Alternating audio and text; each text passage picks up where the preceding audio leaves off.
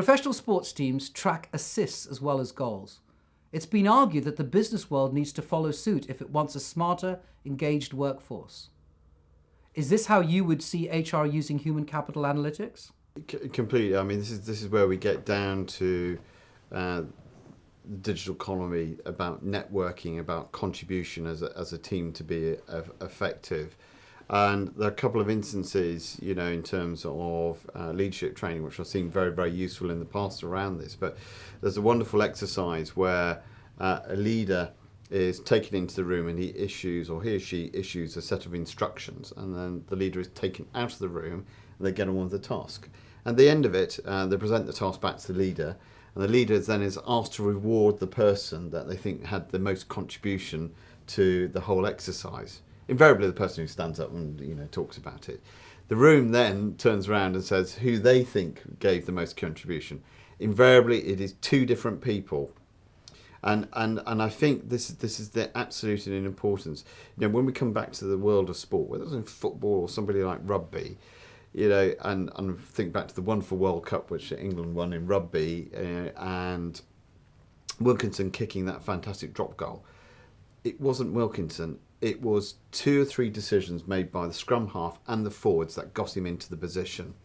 And by in that mentality, they knew what they were doing to assist him to get him into the right place so he had enough space to kick. And while he was on point, in terms of taking the glory, it wouldn't have happened without 4 or 5 key individuals doing the right thing at the right moment to get him into this. And I think it's an absolute analogy for modern business. And it brings us back to the analysis. Who is making the assists? And we've made earlier points around the individuals who have the influence or are leading in the organisation are not necessarily the person sat there with the director title or the manager title. And this is the power of analytics. It's understanding who is making the contribution, who do we reward, who do we put in the right position, and what's going to support them. And it wraps around about how all that technology can start to assist it. Yeah, Faith Popcorn predicts that there will be kind of mega managers in the future, and I'm not sure if that's the word that she uses, but essentially how there'll be so much data and insight into individuals, and the individuals will probably be supported in their career objectives through highly personalized kind of free advice from cognitive systems, that actually one person could effectively manage a team of 50 because all they really need to do is check that the numbers are adding up the way they should, and that each piece is playing its part, which is being analyzed for them. And I think that there's this point at which, that may sound efficient and it may sound impersonal, but I think I mention it for the sake of starting to anticipate how much shift we should be prepared to see by the enablement of efficient analytics, especially with cognitive systems, which will absolutely revolutionize what we're seeing now. But if that's 10 years away, we need to ask the next question, which is, nevertheless, today, would I not like to be fairly rewarded for the work that I do? And so what bit of insight could you add, or what bit of information could I give you that would make it more likely that that would happen in the short term? So a lot of the solutions, and this is what we've said about analytics, what we've said about, a lot of things here, is that you need to get the end point in mind so that your next step is helpful to that end rather than just some wasted money in the journey. And so to that point, we need to be including our colleagues in the CIO's office, and including colleagues in other teams that actually are responsible for introducing the digital solutions and stuff, because ultimately HR don't have the expertise in those deployments, but they absolutely have the expertise in what people will value and how to help people perform better.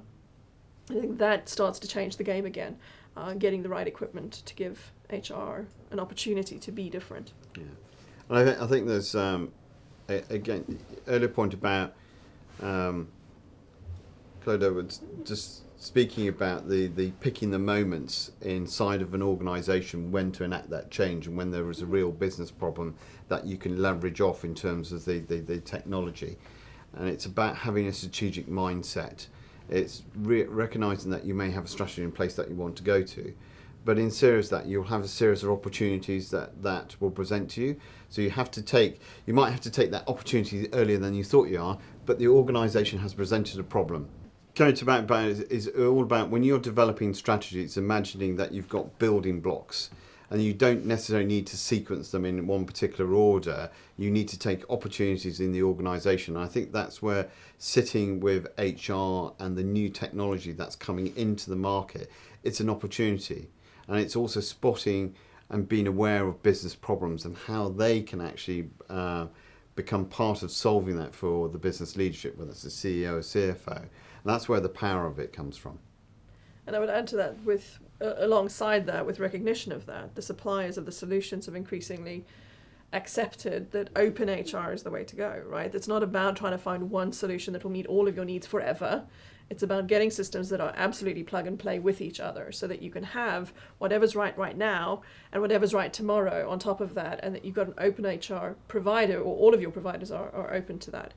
And I heard a great quote last week, which was, the ideal solution for you may not have been invented yet, which is kind of the point. So whatever you're doing now, be open to the fact that you might need to plug something else in at the right time when the investment is justified. So I think open HR is a big part of that theme.